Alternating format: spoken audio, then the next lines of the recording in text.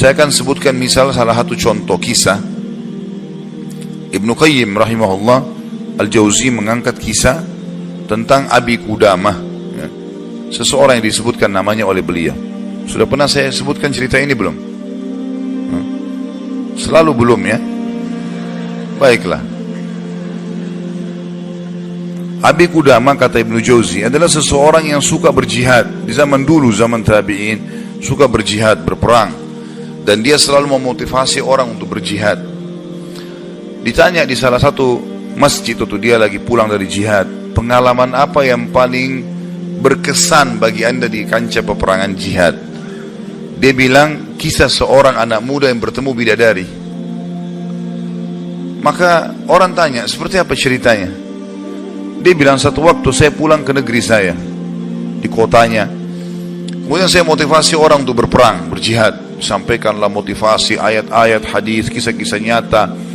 Sampai orang-orang pada termotivasi untuk berjihad. Dia bilang, setelah selesai saya pulang, besok saya ingin bentuk pasukan, bergabung dengan pasukan muslimin untuk berjihad, ya.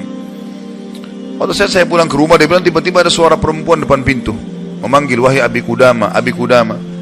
Dia bilang, saya baca, a'udzubillahi minasyaitonirrajim. Jangan sampai ini godaan syaitan.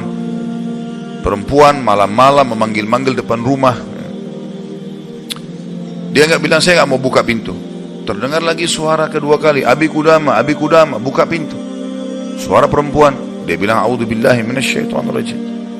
Saya enggak mau buka ini, takut jadi fitnah, gitu kan. Terus perempuan itu rupanya nyaut depan pintu. Dia bilang, wahai Abi Qudamah, bukankah anda yang memotivasi kami berjihad? Dan saya terpengaruh dengan itu. Saya ingin menyumbang sesuatu. Bukalah pintunya. Dia bilang, saya dengar orang ini mau nyumbang hubungan dengan jihad, saya buka pintu. Perempuan itu rupanya bercadar. Dia bilang, pada saat saya buka pintu dan di hadapan saya tahu kalau orang ini kalau tidak pakai cadar, luar biasa Allah berikan kelebihan fisiknya. Terlihat wanita ini punya kecantikan, tapi dia tutup auratnya. Lalu saya alihkan pandangan saya dan saya katakan, apa yang akan engkau sumbang, ibu? Dia bilang, sesuatu yang paling indah dari tubuh saya, hai Abi Qudamah, adalah rambut saya. Saya memiliki rambut yang sangat bagus dan panjang. Maka saya sudah memotongnya dan saya sudah membentuknya supaya menjadi tali kekangan kuda. Maka saya minta agar rambut saya ini engkau jadikan tali kekangan kudamu, agar minimal rambutku ikut berperang. Abi Qudamah bilang, saya heran dengan imannya ibu ini. Luar biasa ini. Gak pernah ada orang terfikir seperti itu. Rambutnya panjang, lebat, tebal, dipotong, lalu dibuat sedemikian rupa sehingga bisa menjadi tali kekangan kuda, gitu. Pakailah ini Abi Qudamah. Abi Qudamah bilang, baiklah, diambil. Pada saat sudah diambil, Abi Qudamah mau tutup itu, dia bilang, sebentar, masih ada satu lagi Abi Qudamah. Dia bilang apa? Suami saya mati syahid, dan semoga Allah terima, semoga juga kami disatukan di surga. Dan dia mewariskan seorang anak laki-laki yang mirip seperti dia. Maksudnya keimanannya, kefisiknya, segala macam. Saya harap anda tidak menolak anak saya besok ikut berjihad. Kata Abi Qudamah, baiklah. Tutup pintu. Besok pagi habis sholat subuh, habis syuruk, menjelang duha, berkumpullah orang-orang yang mau ikut jihad untuk bergabung dengan pasukan muslimin. Setelah Abi Qudamah bilang, saya motivasi mereka, datanglah seseorang dari belakang saya berteriak, Abi Qudamah, Abi Qudamah. Suara seorang laki-laki. Dia bilang, saya balik ke belakang. Waktu saya balik, saya seperti melihat matahari. Artinya ada seorang laki-laki putih, tinggi, gagah, rambutnya indah, fisiknya kekar di atas kuda. Dia bilang, saya sendiri kagum lihat orang ini. Luar biasa secara fisik, membuat orang sudah kagum. Dia bilang, terus dia bilang, hai Abi Qudamah, saya anaknya ibu semalam yang memberikan rambut kepada anda. Dan saya siap untuk ikut berperang. Dan wasiat ibu saya agar saya jangan pulang, suruh mati syahid. Kata Abi Qudamah, saya kagum lihat lagi anak ini. Sudah kagum lihat ibunya, kagum lihat anaknya. Bagaimana keyakinan mereka berdua tentang janji Allah. Dan hidupnya di situ sudah. Lingkup hidupnya itu adalah yang dijanjikan oleh Allah dan Rasulnya. Udah, Allah bilang dapat ini, ya sudah, diyakinkan iya. Sholat dapat ini, puasa dapat ini, jihad dapat ini. Yakin, tidak ada keraguan. Hidupnya terbentuk di situ. Itu yang dijalani sama dia. Dia yakin meninggalkan juga dosa, ini adalah pintu yang baik. Kalau dia buat, dia akan jauh dari Allah. Maka dia berada di lingkup itu, kendaraan itulah. Kata Abi Qudamah, baiklah anak muda, kau masih muda, gitu kan. Saya akan letakkan kamu di bagian belakang pasukan. Anak muda itu diam. Dia bilang, Abi Qudamah bilang, ini saya tentu simpulkan ceritanya ya, karena saya tidak hafal secara lafaz letter tentang kisah, tapi saya datangkan poinnya gitu. Kata Abi Qudamah, waktu perang lagi berkecamuk, tiba-tiba anak muda ini sudah ada di depan. Lalu saya lihat dia, dan memang di pikiran saya dia bilang cuma anak muda itu saja. Saya datangin dia, hai anak muda, mundurlah. Kau masih muda, belum berpengalaman, gitu kan. Saya khawatir atas dirimu. Dia bilang, wahai Abi Qudamah, Allah berfirman, hai orang-orang beriman, kalau kalian bertemu dengan orang kafir, jangan kalian mundur. Allah bilang, jangan mundur, Anda suruh saya mundur, gitu. Gitu. Kata Abi Qudamah, saya nggak bisa bantah ini karena dia pakai ayat. Gitu. Maka saya pun berada di sebelahnya sampai akhirnya karena perang lagi berkecamuk terpisahkan, otomatis terpisahkan. Waktu pasukan lagi istirahat, saya coba cari anak muda ini. Saya nggak cari, pikirannya sudah nggak ada yang lain. Targetnya anak muda ini gitu. Itu betul-betul menarik perhatian dia. Dia bilang begitu saya lihat orang lagi istirahat semuanya karena capek berperang.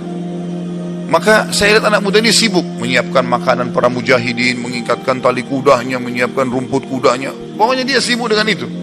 Jadi dia betul-betul menikmati apa yang sudah Allah dan Rasulnya perintahkan. Ini targetnya dan ini benar bagi saya. Selesai. Ini adalah konsep hidup saya. Gitu. Maka Abi Qudamah bilang, saya kagum melihat anak muda ini. Kemudian perang berkecamuk lagi. Berkecamuk lagi, yang kedua kali. Kemudian pada saat lagi maju, saya lihat anak muda itu di depan. Saya datangin lagi, hai anak muda, ke belakang lah. Dia bacain lagi ayat.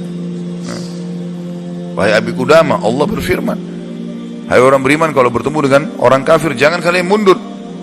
Bagaimana Allah bilang jangan mundur, Anda suruh saya mundur? Abi Qudamah diam, tidak bisa bantah karena dikatakan ayat. Berkecamuk peperangan, dipisahkan oleh prajurit yang saling serang satu sama yang lain, sampai akhirnya tiba malam hari, waktu istirahat. Kata Abi Qudamah, dua pasukan istirahat. Lalu saya cari, di mana anak muda ini? Di kemah mana dia? Cari-cari sampai dapat kemahnya. Kata Abi Qudamah, waktu saya masuk dalam kemahnya, saya temukan anak muda itu sedang tertidur dan senyum. Senyum lebar gitu. Saya penasaran anak muda ini lagi mimpi apa gitu. Dia bilang, saya tunggu sampai senyumnya sudah redah, kemudian saya tepuk, bangunkan. Hai anak muda, bangunlah. Apa yang kau lihat dalam mimpimu? Kata anak muda ini, demi Allah wahai Abi Qudamah, saya melihat saya masuk ke surga. Saya masuk surga, saya lihat taman-taman, saya lihat pelayan-pelayan, lihat luar biasa surga yang luas. Dan saya lihat seorang wanita yang sangat cantik, saking cantiknya sampai saya tidak sabar untuk menjamahnya. Gitu kan. Lalu dia mengatakan, belum waktunya hai suamiku. Padahal sebenarnya anak muda ini belum menikah. Ya. Lalu dia bilang, engkau, perempuan itu bilang, engkau akan bertemu dengan aku besok siang. Kata anak muda itu, setelah itu Anda bangunkan saya. Dan saya berharap Allah membuat saya mati syahid besok. Untuk mendapatkan apa yang Allah janjikan. Yang jelas, kata Abi Qudamah, saya kagum. Artinya Abi Qudamah pun sekian tahun berjihad, belum pernah mimpi seperti ini. Gitu kan. Besok pagi dia bilang berkecamuk lagi peperangan. Saya temukan anak muda itu di depan. Terus dia menyerang musuh. Gitu kan. Sampai akhirnya peperangan selesai. Dan sudah menang muslimin, korban banyak di musuh dan di orang muslim. Anak Abi Qudamah bilang, target saya mengejar mana? Cari anak muda ini. Terbunuhkah atau belum terbunuhkah? Dicari. Dia bilang, saya cari di jenazah prajurit muslim yang disusun. Ternyata ada bergeletakan. Saya temukan ada anak muda itu. Penuh dengan darah. Gitu. Ya. Tapi masih hidup. Dan dia lihat, waktu saya datang, dia dengan senyum mengatakan, Abi Qudamah, kesinilah. Dalam kondisi lagi luka-luka ini. Berdarah-darah. Gitu ya. Kata Abi Qudamah, saya pun datang. Apa beritamu hai anak muda? Dia bilang, hai Abi Qudamah, kalau kau pulang nanti ke kampung kita, ke negeri kita, sampaikan ke ibu saya salam dan bilang impian beliau sudah terkabulkan. Artinya saya akan menyusul ayah saya mati syahid. Lalu pesannya ini luar biasa. Dia bilang apa? Wahai Abi Qudamah, apa kau ingat kisah tadi malam bidadari dalam mimpi saya? Kata Abi Qudamah, iya. Sekarang ada di sebelah saya, sedang senyum dan menunggu ruh saya keluar, lalu dia akan membawa saya ke surga. Lalu kata Abi Qudamah, orang itu pun meninggal dunia dalam kondisi dia tersenyum, gitu kan. Maka Abi Qudamah bilang, saya menangis, gak bisa menahan melihat luar biasanya. Ibunya luar biasa, anak muda ini luar biasa, 17 tahun, punya kelebihan fisik yang mungkin tadi saya bilang, kebanyakan kita di Indonesia dihabiskan pada hal yang foya-foya, coba-coba kemaksiatan, ini semua omong kosong nih, dari syaitan, bukan begitu. Anak muda ini dididik oleh ibunya untuk targetnya surga. Bagaimana berperang mati syahid, seperti itulah. Kata Abi Qudamah, saya pun menguburnya. Waktu kami pulang ke negeri kami, target saya ke rumah ibunya, bukan ke rumah saya lagi. Orang semua pada pulang ke rumahnya, ketemu keluarganya. Dia bilang, saya cari ibunya anak muda itu. Begitu dapat rumahnya, saya ketuk pintu, dibuka. Ibu itu buka. Ibu itu begitu lihat saya tahu Abi Qudamah. Dia bilang, wahai Abi Qudamah, apa kau datang berbelas sungkawa atau kau datang untuk membawa berita gembira? Kata ya Abi Qudamah, apa maksud anda ibu? Dia bilang, kalau anda pulang mengatakan anak saya ikut pulang bersama anda, berarti itu belas sungkawa.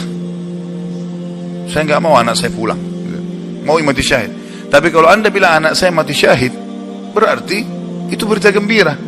Abi Qudamah bilang, saya nggak tahan menangis. Lalu saya mengatakan, ibu, berita gembira, Allah sudah kabulkan impianmu. Anakmu telah menyusul suamimu dan semoga Allah kabulkan. Ibu itu menangis, sujud syukur kepada Allah gara-gara berhasil anaknya menjalankan perintah Allah.